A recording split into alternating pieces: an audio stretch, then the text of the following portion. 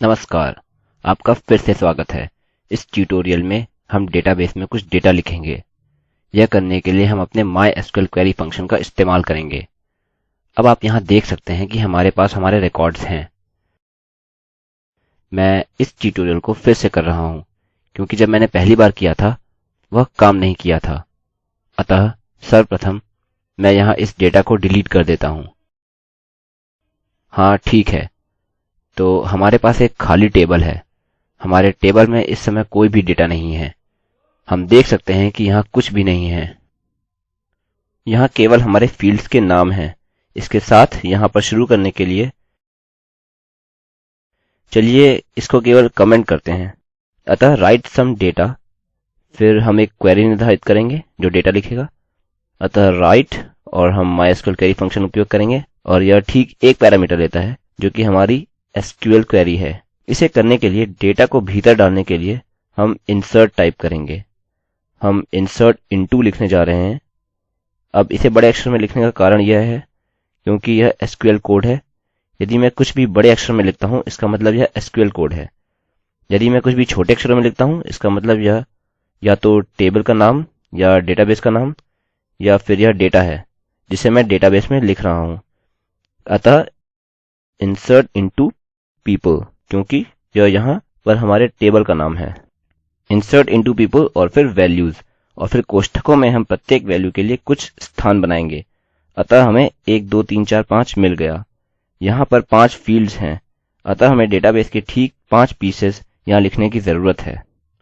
हमें ID, first name, last name, इसी तरह से नीचे जेंडर तक की आवश्यकता है। यह अंदर बनाए जाते हैं या सिंगल कोट्स का उपयोग करके जो कि अल्पविराम द्वारा अलग किए गए हैं। डबल कोट्स का उपयोग न करने का कारण यह है क्योंकि यह हमें अंत में या बल्कि शुरू में मिले और यहाँ खत्म हो रहे हैं। हमें यहाँ पर अपनी ID प्रविष्ट करने की आवश्यकता नहीं है। अगला हमारा फर्स्ट नेम है, अतः मैं एलेक्स लिखूंगा। मेरा लास्ट नेम मैं गैरेट लिखूंगा। मेरी जन्म तिथि के लिए मैं एक डेट फंक्शन बनाऊंगा जो कि वेरिएबल डेट के बराबर है। मैं इसे विशिष्ट संरचना में रखूंगा। हम यहाँ पर अपने डेटाबेस से देख सकते हैं कि जब हम वैल्यू प्रविष्ट करने जाते हैं हम नीचे आ सकते हैं और देख सकते हैं कि हमारे कैलेंडर फंक्शन में दिनांक है। अतः 23rd पर क्लिक करने पर हम इस फील्ड के द्वारा ली गई संरचना देख सकते हैं। यह वर्ष का बड़ा प्रारूप है। अगला महीना है और फिर दिन, अतः 2009-2-23 जो कि सेकंड की 23rd 2009 है। अतः हम यहाँ क्या कर सकते हैं कि हम अपने डेट फंक्शन की संरचना बड़े Y M और फिर D में कर सकते हैं। संरचना जैसी हमें चाहिए उसे पाने के लिए हम इसके बीच में योजक चिन्ह का उपयोग कर सकते हैं। अतः यह इस प्रकार रूप लेगा। यह इसके बराबर होगा और यह वर्तमान दिनांक हो जाएगी। डेट का इस्तेमाल करके और यह मानते हुए कि वह हमारे डेट की संरचना में है हम इसे अपने टेबल में यहाँ प्रविष्ट कर सकते हैं। अंतिम जेंडर है और चूंकि मैं पुरुष हूँ मैं पुरुष के लिए M रख रहा हूँ। मानते हुए कि यह कार्य करेगा हम इसे रन कर सकते हैं। किंतु इससे पहले हम अंत में MySQL एरर का अनुकरण करके और डाइ लिख सकते हैं। मैं इसे अभी छोड़ रहा हूँ किंतु यदि आप चाहें तो इसे जोड़ने में संकोच न करें। अच्छा, तो अपने पेज को रिफ्रेश करते हैं। जो आप देख रहे हैं वह पिछले ट्यूटोरियल से है। चलिए इसको नहीं दर्शाते हैं। चलिए इसको हटा देते हैं। यह ट्यूटोरियल के इस भाग को पूरी तरह से हटा देगा। अच्छा, तो कोड पर वापस आते हैं जिसे मैं अभी दर्शा रहा हूँ और चलिए रिफ्रेश करते हैं। मैंने इसे 2 बार रिफ्रेश कर दिया है, अतः फलस्वरूप 2 रिकॉर्ड्स लिए गए हैं। किंतु पीछे ब्राउज पर जाकर और नीचे स्क्रॉल करके हम देख सकते हैं। चलिए इनमें से एक को डिलीट कर देते हैं। हम देख सकते हैं कि जो डेटा मैंने अभी निर्दिष्ट किया वह डेटाबेस में रख दिया गया है। वास्तव में मैंने क्या किया है कि मैंने वर्तमान तिथि के रूप में मेरी जन्म तिथि को रख दिया है जो मैं नहीं करना चाहता था। मैं वर्तमान तिथि के रूप में मेरी जन्म तिथि नहीं चाहता हूँ क्योंकि मेरा जन्म आज नहीं हुआ। मेरा फर्स्ट नेम ठीक है, मेरा लास्ट नेम ठीक है, मेरा जेंडर सही है। हम देख सकते हैं कि इस समय मेरी ID 6 है और अगली बार हम रिकॉर्ड प्रविष्ट करेंगे तो यह बढ़कर 7 हो जाएगा और फिर 8।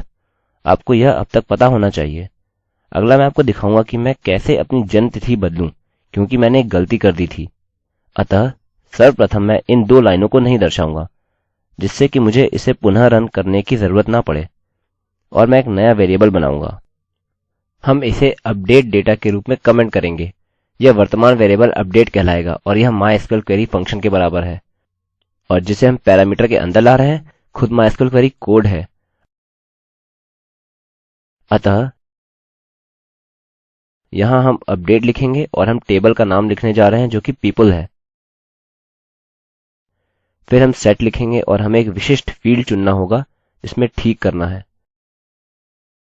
यह DOB होना चाहिए और यह मेरी असली जन्म तिथि के बराबर है जो कि 1989 है। वर्ष जिसमें मैंने जन्म लिया और महीना नवंबर है और दिन 16वां जिस दिन मैंने जन्म लिया। इस कमांड को रन करके हम वास्तव में क्या कर रहे हैं कि हम इस टेबल में सबकी जन्म तिथि अपडेट कर रहे हैं। ऐसा इसलिए क्योंकि हमने यह नहीं दर्शाया है कि हमें अपडेट कहाँ चाहिए, किंतु हम कर सकते हैं।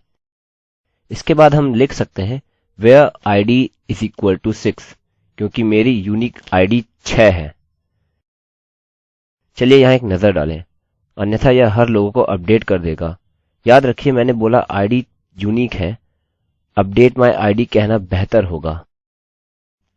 इसके स्थान पर मैं क्या कर सकता हूँ कि लिखता हूँ where first name equals Alex। हालांकि यह प्रत्येक रिकॉर्ड अपडेट करेगा जिसका फर्स्ट नेम एलेक्स है, किंतु हम यह भी लिख सकते हैं and last name equals Garrett। फिर भी यदि डेटाबेस में हमारे पास 2 लोग हैं जिनका फर्स्ट नेम और लास्ट नेम समान है, हम पहले की ही तरह अभी भी वही जोखिम रन कर रहे हैं।